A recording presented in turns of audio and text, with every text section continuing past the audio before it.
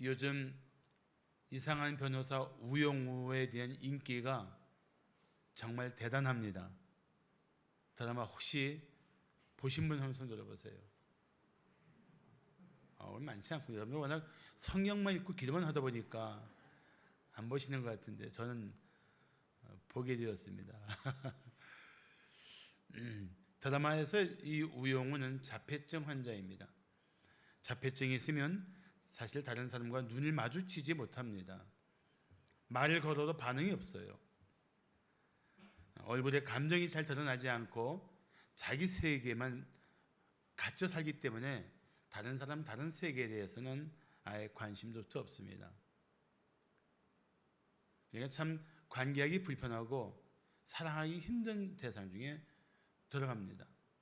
그런데도 이 드라마가 인기 있는 이유는 자폐증이지만 우영우라는 이 주인공이 서울대 로스쿨 수석 졸업자이고 사법의 고시도 수석으로 합격한 사람이라는 설정 때문에 또 젊고 아름다운 사람이라는 것 때문에 더 그런 호응을 받고 있다고 생각합니다. 사실 이건 드라마이고 실제 삶에서는 우리가 사랑할 수 없는 이웃이라는 잘못된 생각으로 장애인들에 대한 편견이 너무 심해요. 우리나라 사람이 미국 뉴욕에 여행을 갔다가 흑인을 만나게 됐는데 길에서 정말 새카만 거예요. 한국 사람 한 명이 관광객이 그냥 생각 없이 툭 말을 내뱉었습니다. 이야, 되게 시커멓다. 우리말 못 알아들을 줄 알고. 그랬더니 그 사람이 서더니 하얀 일을 확 드러내면서 활짝 웃으면서 시꺼매면 어때요? 그러는 거예요. 우리말로. 알고 봤더니 자기가 주한미군으로 근무를 했었대요. 시꺼매면 어때요? 난 그 실화를 들으면서 그래, 얼굴이 좀 시커매면 어때? 좀 부족함이 있으면 어때? 나랑 좀 다르면 어때? 우리는 서로 사랑해야 되고 서로 존중하게 여겨야 되고 서로 존귀하게 여겨야 될 그런 사람들이 아닌가. 그래서 정말 예수 공동체 안에는 왕따가 없어야 돼요. 왕따가 있는 곳에 그리스도인이 있으면, 예수 믿는 사람이 있으면 왕따를 보호해 줘야 돼요. 물론 현실은 왕따를 보호하면 같이 왕따를 당한다는 잔인함이 있지만 그래도 그리스도인들이 있으면, 예수 믿는 사람이 있으면 그런 별다른 삶을 살 줄 알아야 됩니다. 그뿐 아니라 교회 안에서도 영적 자폐증이 있어요. 영적 자폐증. 자기 생각에 갇히고 자기만 생각합니다. 그래서 이 다른 성도들과 소통이 잘 안 되죠. 늘 외로운 모습을 보이고 어떤 교회 행사나 이런 일들에도 잘 어울리지 못하는 분들이 있을 수 있어요. 근데 그런 사람들이 우리의 관심 밖으로 밀려가면 그건 교회다운 교회가 아닙니다. 그런 사람조차도 우리의 관심 밖에 밀려나는 것이 아니고 그들을 향한 우리의 사랑의 눈길이 멈추고 사랑의 손길이 그들을 붙들어주고 공동체 안에 한없이 품어줄 수 있는 교회가, 그게 사랑이 넘치는 교회라고 말할 수 있습니다. 가정을 생각해 보세요. 가족 중에 좀 잘못된 사람이 있다고 누가 그 사람을 포기합니까? 절대 포기 못하죠. 어떻게 포기해요? 그럼 교회는 왜 포기해요? 똑같은 거예요. 믿습니까? 그 교회는 달라야 돼요. 하나님이 뭐라고 말씀하실 것 같아요? 야, 네가 저런 사람도 사랑하지 못하면서 어떻게 나를 사랑한다 말할 수 있니? 우리 할 말 없는 거예요, 사실은.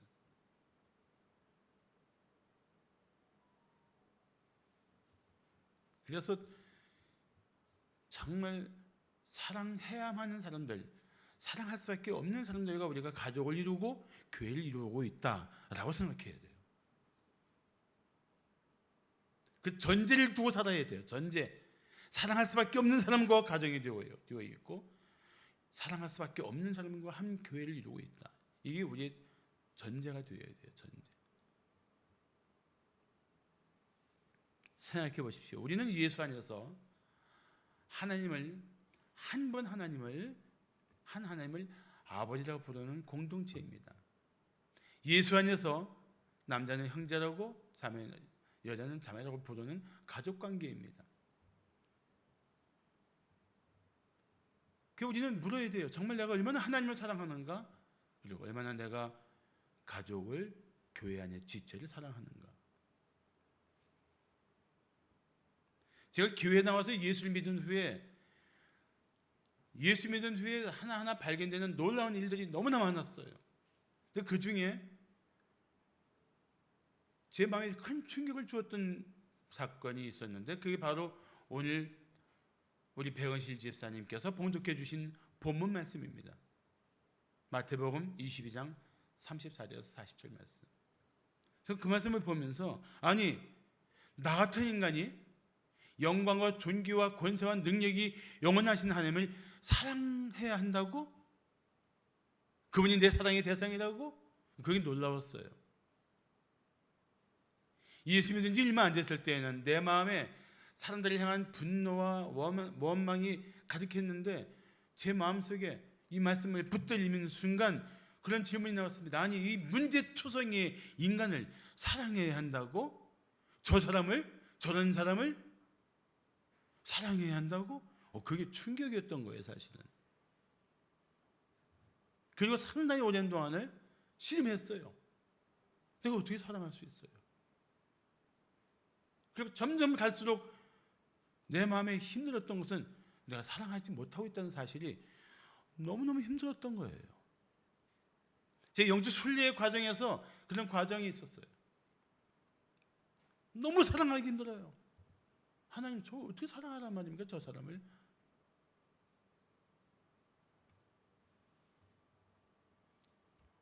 오늘 성경은 바로 두 가지 사랑의 대상을 향해서 어떻게 사랑할 것인지를 말씀해 주고 있습니다. 하나님을 사랑해야 되고 이웃을 사랑해야 돼요. 근데 어떻게 사랑해야 되느냐? 오늘 마음에 먼저 두어야 할 것은, 오늘 본문 말씀은 명령문이에요. 명령문. 사랑하면 좋겠다, 권유형이 아니에요. 사랑해 주겠니? 청탁형도 아니에요. 사랑해야 돼. 하나님 아버지께서 명령하시고 계신 거예요. 명령. 이것은 우리가 선택할 일이 아니고 반드시 해야 할 하나님의 의지요, 뜻이라는 것입니다. 믿습니까? 그렇다면 우리가 사랑할 대상은 누구이며 어떻게 사랑해야 할까요? 두 가지를 말씀드릴 거예요. 두 가지, 오늘 설교 짧겠다, 그런 기대하지 마세요. 그냥 두 가지. 우리가 사랑할 대상은 누구이며 어떻게 사랑해야 할까요? 첫째, 다 함께 본다면 이 대지를 읽어보겠습니다. 시작. 내 마음을 다하고 목숨을 다하고 뜻을 다하여 하나님을 사랑해야 합니다. 첫째, 사랑의 대상은 하나님이고, 사랑의 방식은 마음과 목숨과 뜻을 다하고 사랑해야 돼요. 참 놀라운 성경 안에 원리가 있습니다. 하나님을 사랑할수록 사람을 사랑하게 돼요. 그래서 부부가 하나님을 위로 모시고 남편이 한 변, 아내가 한 변인 삼각형을 생각한다면 하나님께 가까이 갈수록 남편과 아내의 관계도 가까워져요. 모든 인간관계가 그렇습니다. 하나님을 사랑하는 사람을 만날수록 하나님을 사랑하는 사람끼리 관계가 더 밀착이 되고 더 사랑할 수밖에 없는 관계가 돼요. 하나님을 사랑하는 것은 매우 중요합니다. 하나님을 사랑할수록 하나님이 사랑하신 사람들을 사랑할 수 있어요. 그리고 더 하나, 하나님을 정말 사랑하는 사람은 자신을 사랑할 수 있어요. 하나님이 특별한 계획 가지고 창조하시고 이 땅에 존재하게 하신 자신을 사랑할 수 있단 말이죠. 하나님, 왜 나를 이곳에 두게 하셨어요? 왜 이런 부모님 밑에 나를 살게 하셨어요? 그게 아니라 하나님의 특별한 계획이 있다. 하나님의 사랑의 계획이 있다. 그런 믿음이 온단 말이죠.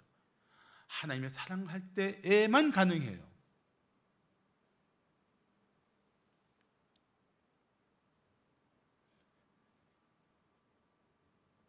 그래서 이 사랑이 깊어지면, 하나님을 향한 사랑이 깊어지면 어떤 사랑까지 가능해질까요? 원수도 사랑할 수 있는 삶이 가능해집니다. 그러니까 우리가 하나님을 얼마나 사랑하느냐, 이것은 내 삶을 결정하는 매우 중요한 조건이 돼요. 성경은 말씀하기를 우리에게 내 마음을 다하고 목숨을 다하고 뜻을 다하여 네 하나님을 사랑하라고 말씀하고 있습니다. 그렇게 사랑해야 되는 거예요. 베드로라는 제자가 있습니다. 정말 예수님을 사랑했어요. 그런데 한때 순간적인 두려움 때문에 예수님이 무려 3번이나 부인했습니다. 그런데도 베드로가 회복했을 때 많은 사람에게 사랑을 받고 많은 사람을 사랑합니다. 어떻게 가능했을까요? 비록 한때 실패했지만 베드로가 예수님을 사랑하는 그 중심은 진실했기 때문입니다. 그래서 예수님께서 네가 나를 사랑하냐 물으실 때 베드로는 이렇게 대답합니다. 주님, 그러하나이다. 내가 주님을 사랑하는 줄 주님께서 아시나이다. 와, 얼마나 놀라운 고백입니까? 내 모든 것을 아시는 주님 앞에, 주님, 제가 비록 실패했지만, 예수님 부인했지만, 못난 짓을 했지만, 주님의 제자답게 살지 못했지만 내가 주님 사랑하는 거 아시잖아요.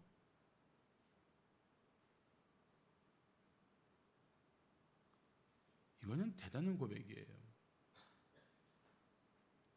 제가 이 말씀 듣고 무슨 생각했는지 아십니까? 내가 내 모든 것을 아시는 주님 앞에서 주님 내가 사랑하는 거 아시죠? 라고 말할 수 있을까 싶은데 이야, 이게 만만치 않더라고요. 목사가 그래요? 목사가 나 세상에.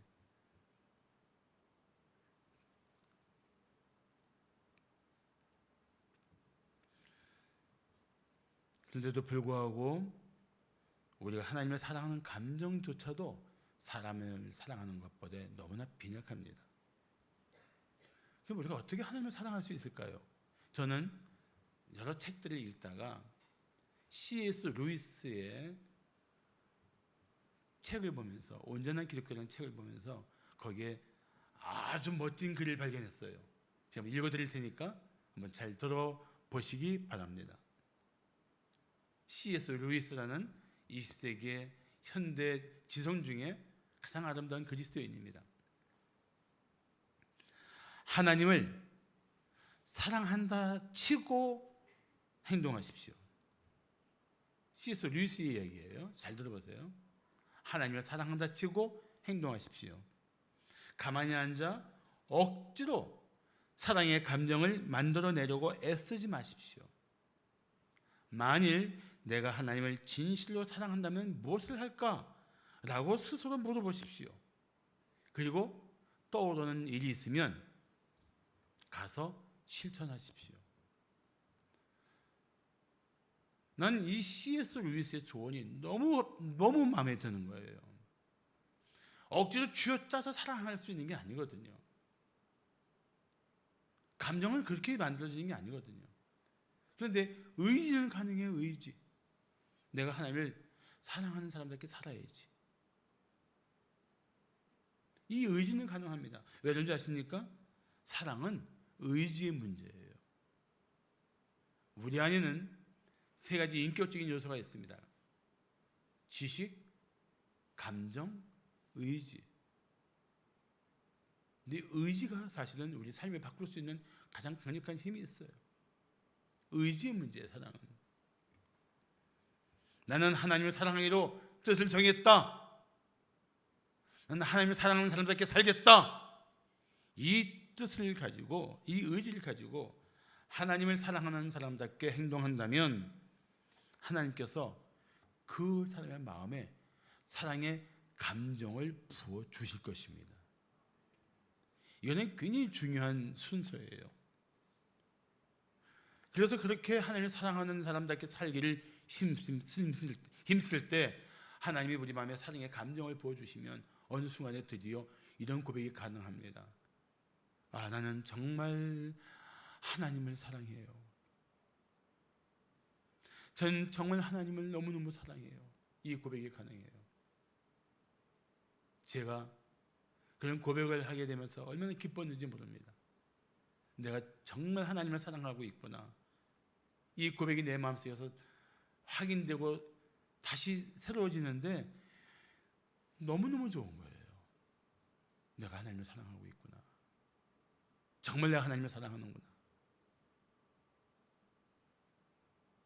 그렇다면 어떤 자세로 하나님을 사랑한다고요? 다시 한번 우리 마태복음 22장 37절을 다 함께 봉독하겠습니다. 시작. 예수께서 이르시되 내 마음을 다하고 목숨을 다하고 뜻을 다하여 주 너의 하나님을 사랑하라 하셨으니. 여기서 마음을 다한다. 전심, 마음을 다해서, 목숨을 다해서, 뜻을 다해서. 그래서 사실은 쉽게 말하면 마음을 다해서 생명까지 바칠 수 있는 사랑을 가지고 하나님을 사랑하라는 거예요. 마음을 다해서 생명 바쳐 사랑하라. 하나님은 우리가 그렇게 사랑할 유일한 대상입니다. 하나님은 그런 우리의 사랑을 받아 마땅하시는 분입니다. 할렐루야. 하나님 그러신 분이에요. 그래서 제가 오늘 세 가지만 권면할게요. 첫째, 오늘부터 하나님을 사랑한다는 고백을 자주 하십시오. 한번 옆에 분들에게 말씀하실까요? 나는 하나님을 정말 사랑합니다. 사랑하기로 결정했습니다. 시작. 속삭여도 좋아요. 두 번째는 진실로 하나님을 사랑하는 성도들과 교제를 힘쓰십시오. 자꾸 세상 이야기, 세상 것에 대한 것들로 어지럽게 사는 사람들과 자꾸 만나지 말고, 그런 분은 사랑의 대상이고 전도의 대상이지만 자기 하나님을 안에 하나님을 사랑하는 마음을 더 강화시키려면, 더 힘있게 하려면 하나님을 사랑하는 사람들과 교제를 힘써야 돼요. 그래서 주일날 예배 열심히 하고, 목장교회 열심히 하고, 예수 잘 믿는 친구들과 자주 만나고 교제하고 힘써야 돼요. 그러면서 세 번째로 부탁할 것이 있습니다. 이제부터 하나님을 사랑하는 사람다운 말과 행동을 자꾸 하십시오. 그러면 제가 분명히 말씀드리는데 하나님께서 당신 마음속에 하나님을 사랑할 수 있는 힘을 주시고 사랑하는 감정까지 부어주셔서 갈수록 하나님을 사랑하게 될 줄로 믿습니다. 아멘. 자, 마지막으로 우리가 사랑할 대상은 누구이며 어떻게 사랑해야 할까요? 자, 둘째, 다 같이 한번 읽겠습니다. 대지를 시작. 내 자신같이 내 이웃을 내 몸같이 사랑해야 합니다. 이것은 이상하게 했는데 그냥 내 자신같이 내 이웃을 사랑해야 합니다. 이렇게 하기 좋겠어요. 그럼 따라합시다. 내 자신같이 내 이웃을 사랑해야 합니다. 우리 아이들을 생각하고 뭘 예화를 쓸까 하다가 오래전에 썼던 건데 기억이 났어요. 어느 날 어린아이가 산에 갔다가 울면서 오는 거예요. 엄마가 놀라서 물었습니다. 아니 왜 울어? 이 아이가 우스꽝스러운 대답을 합니다. 엄마, 내가 산에 가서 너 미워 했더니 산도 나한테 너 미워 그래요. 어린아이죠.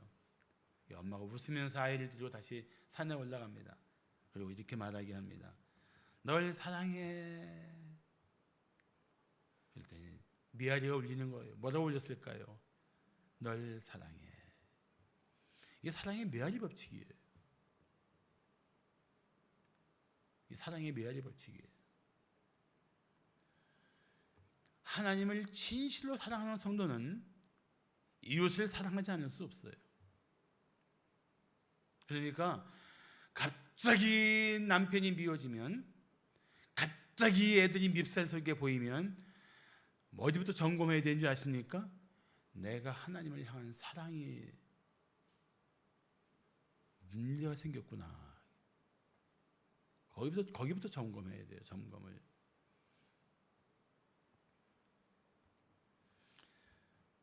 그래서 요한일서 4장 20절과 21절을 말씀하기를 누구든지 하나님을 사랑하노라 하고 그 형제를 미워하는 자는 하면 이는 거짓말하는 자니 보는 바 그 형제를 사랑하지 아니하는 자는 보지 못하는 바 하나님을 사랑할 수 없느니라.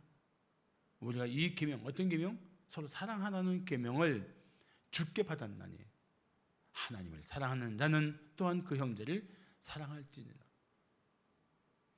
우리 정말 우리 안에 가족, 우리 안에 교회 지체, 이 아름다운 하나님 안에 있는 관계 속에서 먼저 사랑이 풍성해야 돼요. 사랑에 충만해야 돼요.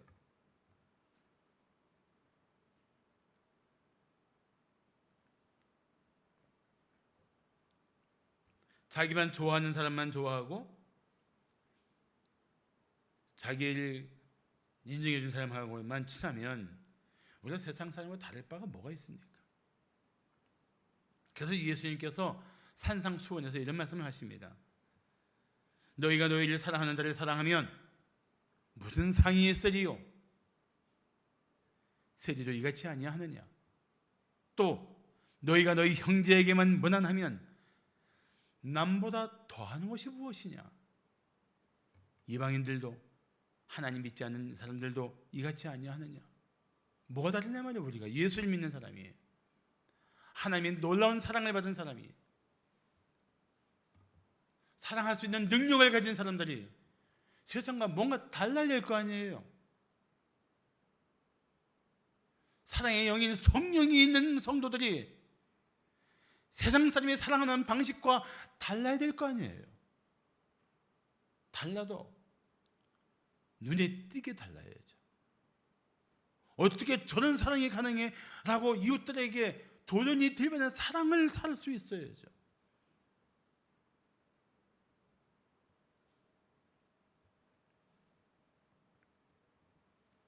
우리가 사랑할 사람만 사랑하고 그렇지 않으면 냉정하게 대하고 교회 안에서도 모르는 사람처럼 대한다면 그건 그리스도인다운 태도가 절대 아닙니다.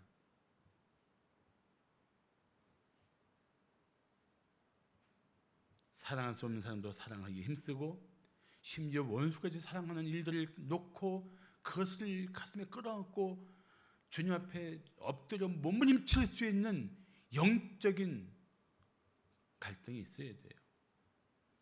우리 사랑이라는 단어 자체가 세상이 쓰는 사랑이라는 단어하고 너무나 틀리잖아요. 우리가 쓰는 사랑은 헬라어로 말하면 아가페예요. 아가페. 뭐가 다릅니까? 세상은 자기 중심적이고 이기적이지만 우리는 이타적이에요. 나보다 남에게 유익이 되는가? 우리는 세상은 조건을 가지고 사랑합니다. 사랑할 만하니까, 사랑할 이유가 있으니까 사랑하지만 우리는 조건 없이 사랑해요. 그게 아가페 사랑의 특징입니다. 조건 없어요. 그리고 세상은 자기에게 유익이 되길 원하지만 우리는 자기를 희생하는 것을 기뻐한단 말이죠. 이 아가페 사랑의 특징이 이 세 가지예요. 이타적이고 조건 없으며 희생적이란 말이죠. 이게 아가페 사랑이에요. 그러니까 우리가 쓰는 사랑에 대한 용어는 세상에 쓰는 사랑에 대한 용어와 그 근본이 다릅니다. 달라요. 이 아가페 사랑의 본을 보이신 분이 바로 예수님이십니다. 예수님이 십자가에 못 박혔을 때 제일 먼저 이런 말씀을 하십니다. 아버지여 저들을 사하여 주옵소서. 자기들이 하는 것을 알지 못함이니이다. 자기를 못 박아 죽이는 로마 병정들을 위해 기도하고 있단 말이에요. 어떻게 이런 기도가 가능합니까? 바로 그 영혼들을 구원하기 위해 오셨기 때문이에요. 힘겨운 인생의 짐도 사랑하는 마음으로 짊어지면 감당할 수 있습니다. 애들 키우면서 얼마나 애들이 말 안 듣고 속 썩일 때가 있어요. 그래도 사랑하기 때문에 기꺼이 감당하잖아요.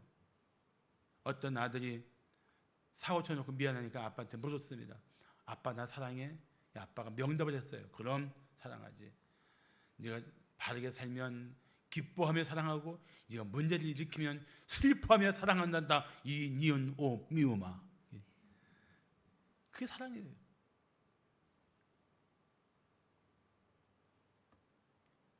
정말 사랑하면 어떤 희생도 사랑하는 마음으로 감당할 수가 있습니다. 우리가 정말 스스로 물어야 할 것은 내가 정말 내 배우자를, 내 자녀를, 우리 교회 지체를 사랑하고 있는가 하는 것입니다. 사랑하면 사랑과 기침은 감출 수 없다 그래요. 그 사랑이 다 드러나게 되어 있습니다. 누구는 좋고 누구는 싫다. 그건 매우 자연스러운 감정이에요, 사실은. 분명히 싫은데 어떻게 해요? 또 말하지 않아도 좋은데 어떻게 해요?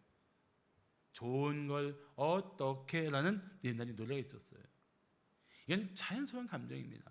그런데 이 감정이 있으면 사랑할 수 있는 사람에 대해서 사랑이 시작될 때 거기에 더 의지를 가지고 사랑을 해야 돼요. 의지적인 사랑은 내가 사랑하기로 결정한 사람에 대해서 어떤 조건이나 상황이 들지라도 내가 끝까지 사랑하겠다는 그런 결단을 말합니다. 진실한 사랑은 감정에만 의지하지 않습니다. 감정은 정말 뒤 변덕을 떨어서 변화무쌍해서 또 잠시 달라져서 그건 믿을 수가 없어요. 근데 의지는 자신이 분명히 뜻을 정하면 한결같을 수 있습니다.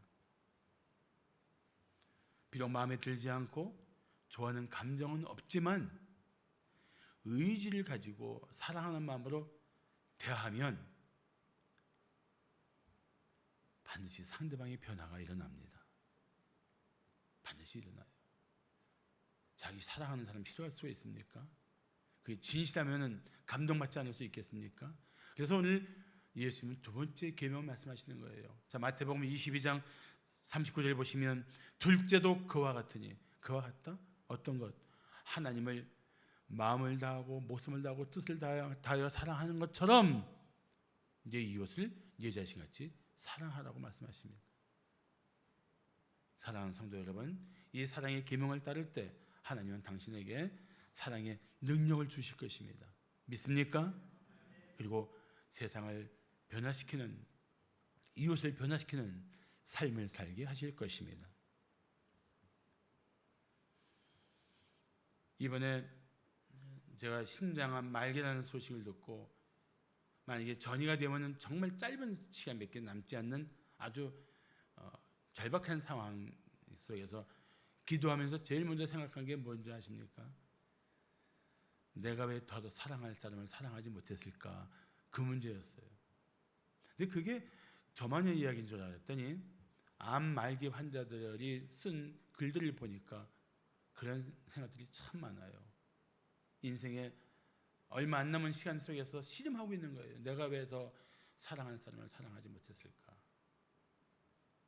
그거는 누구나 다 갖게 되는 공통적인 감정이고 후회고 아픔이겠구나. 저 그 생각했어요. 예수님은 하나님을 사랑하고 이웃을 사랑하는 것이 온 율법과 선지자의 강령이라고 말씀하십니다. 다시 말하면 하나님 사랑, 이웃 사랑이 율법과 선지자의 강령이라는 얘기는 핵심이라는 뜻이에요. 핵심. 이 사랑이 핵심이다. 그래서 로마서 13장 10절을 말씀하기를 사랑은 이웃에게 악을 행하지 아니하나니 그러므로 사랑은 율법의 완성입니다. 그러면 우리가 이웃을 사랑하기 위해서 어떻게 해야 될까요? 세 가지를 고민합니다. 첫째, 성령의 도우심을 간구하십시오. 뭐라고 기도할까요? 하나님 아버지, 성령으로 제 마음에 사랑을 부어 주시옵소서. 왜 그렇습니까? 로마서 5장 5절을 보시면 우리에게 주신 성령으로 말미암아 하나님의 사랑이 우리에게 부음받았다고 말씀하고 있습니다. 부었다는 얘기는 쏟아 붓는 거예요. 이 폭우보다 더 심하게 우리에게 사랑을 쏟아 부어주시는 거예요. 누가요? 성령이. 그래서 성령의 열매 첫째가 뭡니까? 사랑입니다. 성령의 첫째 열매가 사랑이에요. 믿고 용서할 수 없을 것 같은 사람도 사랑할 수 있는 변화가 그리스도인은 가능해요. 누구 때문에? 성령 때문에. 성령이 우리 안에서 사랑의 능력을 나타내 주실 것입니다. 문제는 우리가 미운 사람을 사랑할 의지가 전혀 없다는 거예요.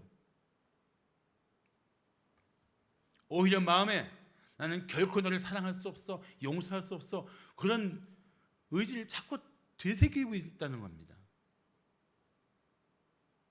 그래서 우리가 성령의 도우심을 구할 때 성령이 내 안에서 역사하게 하려면 죄를 해결해야 되는데 그 죄 중에 뭘 해결해야 됩니까? 미워한 죄 용서해 주세요. 사랑하지 못한 죄 용서해 주세요.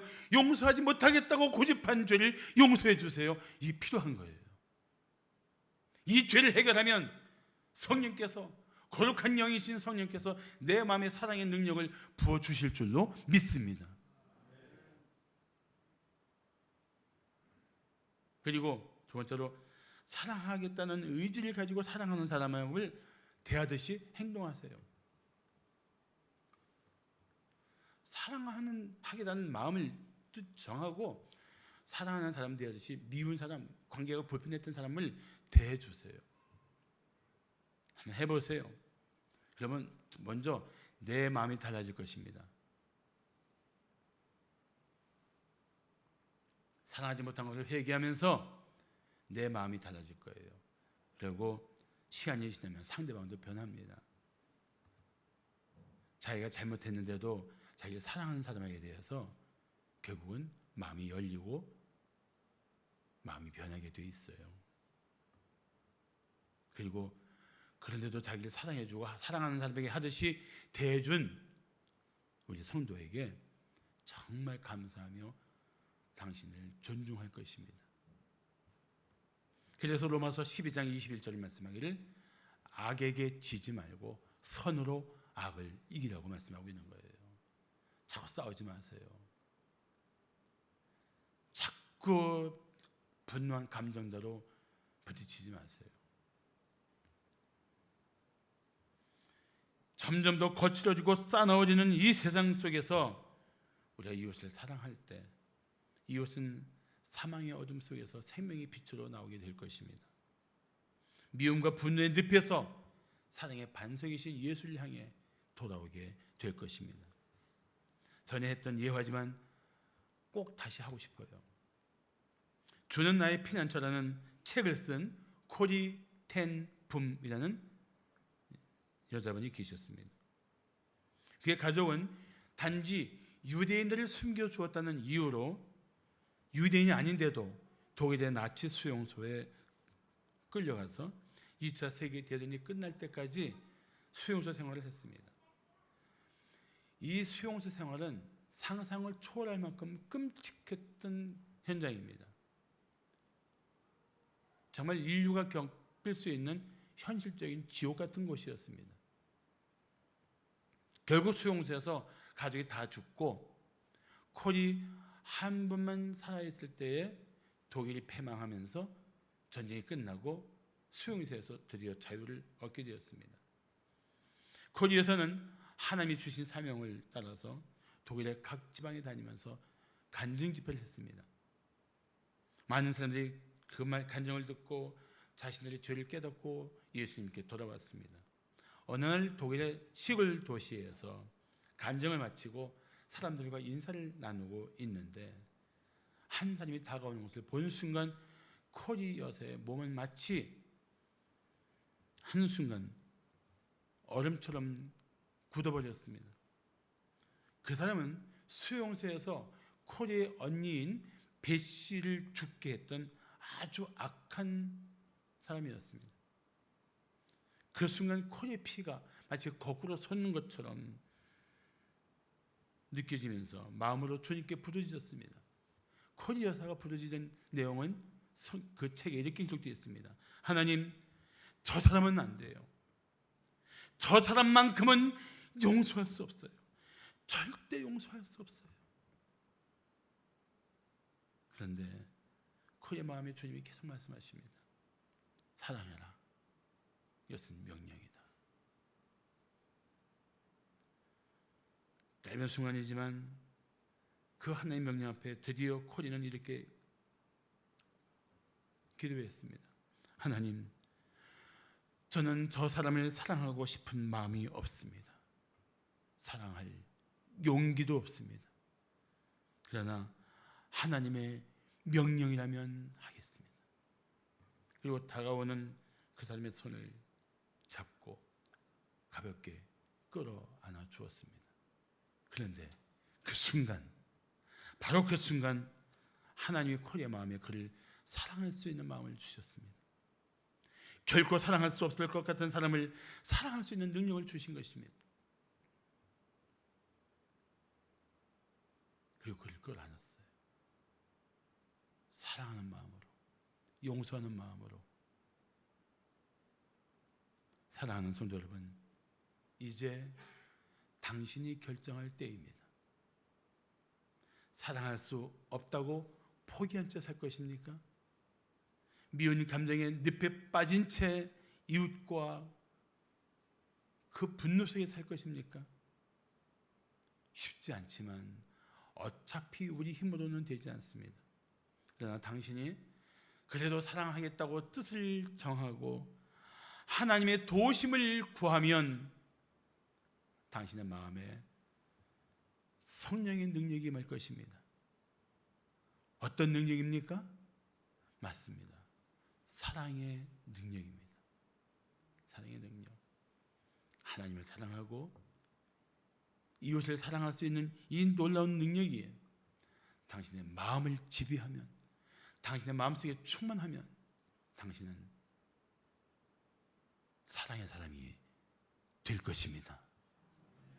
기도하겠습니다.